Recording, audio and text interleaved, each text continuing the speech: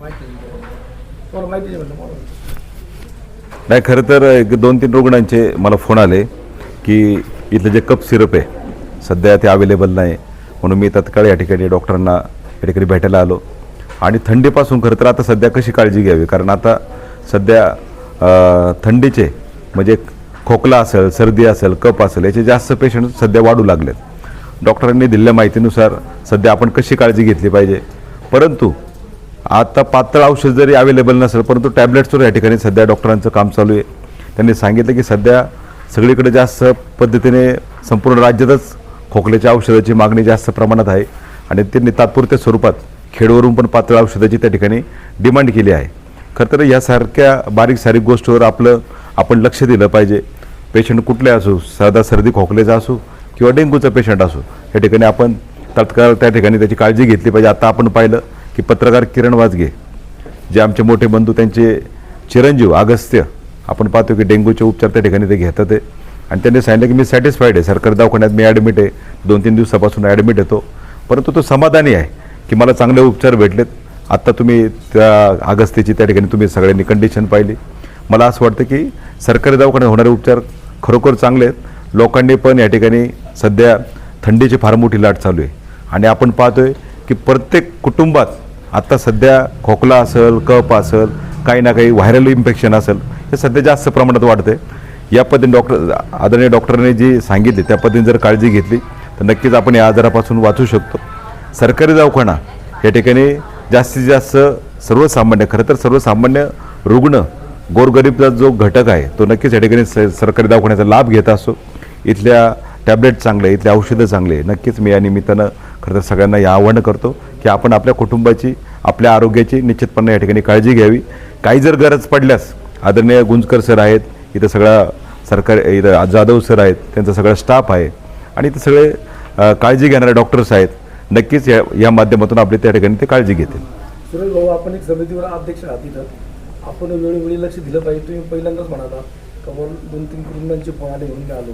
आपण तसं बघायला गेलं तर 15 दिवसातून महिन्यात एक चक्कर मारून चौकशी केली पाहिजे.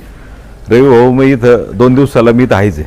काल पण मी इथं एका PM साठी आलो होतो आणि मी सांगायचा मुद्दा काय की पेशंट डेंग्यूचा असो किंवा सर्दी खोकल्याचा असो, आपल्या दृष्टीने खरं सर्दी खोकल्याचा पेशंट हा म्हणजे त्यांनी उलट आपण तत्काळ दखल घेतली. अशा पेशंटची उलट तत्काळ दखल घेऊन मी लगेच इथं हजर झालो की पातळ औषध जरी संपलं असलं तरी डॉक्टरांना या ठिकाणी कानावर सरांनी मला सांगितलं की आपण खेडवरून गाडी मागितली, कारण सध्या आपण पाहतो की औंध सिव्हिल शिवाय या ठिकाणी औषधं येऊ शकत नाही. सरने त्याच्यावर उपाय म्हणून खरं तर खेडवरून औषधं मागवलीत. आणि रवी भाऊ, कुठलाही पेशंट असो इथं मी तत्काळ दाखल असो, मला वाटतं दिवसात नाही, एका दिवसाला मी इथं आहेच आहे. म्हणजे इथं आता आपण पाहतो की सध्या शेजारी 100 बेडचं काम पण सुरू आहे आणि या कामावर पण आमचं त्या ठिकाणी बारकाईने लक्ष आहे. आणि इथं कशा पद्धतीने उपचार सुरू आहेत, काही ना काही. आता परवा एका मध्यंतरी एका बिबट्याच्या अटॅकमध्ये एक माणूस जखमी होता. म्हणजे काही ना काही निमित्तानं आम्ही इथं आहेच आहे. सर, सध्या सर्दी पडशीची साथ चालू आहे, कोरडा खोकला आहे, परंतु आपल्याकडे सिरप उपलब्ध नाही आहे. बरं 2-3 पेशंटने चौकशी केली, तर सिरप कधी उपलब्ध होईल आणि आपण काय उपाययोजना करायचं? नाही, थंडी आणि याची लाट तर आहे. सकाळी आणि संध्याकाळी जर आपण स्वतः काळजी घेतली पाहिजे.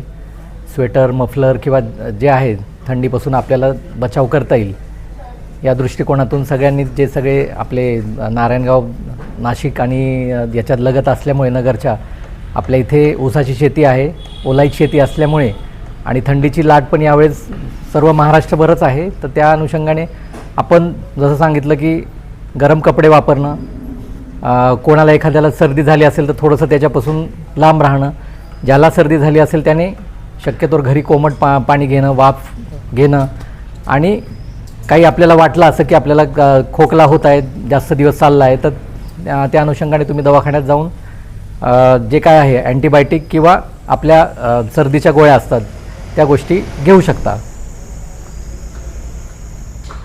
औषधं उपलब्ध नाही आहेत, याबाबत काय नाही, औषधांचं म्हणजे जे खोकल्याचे औषधं आहेत आपल्याला महिन्यातून 2 वेळ औंध इथे सिव्हिल हॉस्पिटल इथे आपल्याला जाऊन ते औषधं घेण्यासाठी हे असते. 8 तारखेला आपली गाडी जाणार आहे.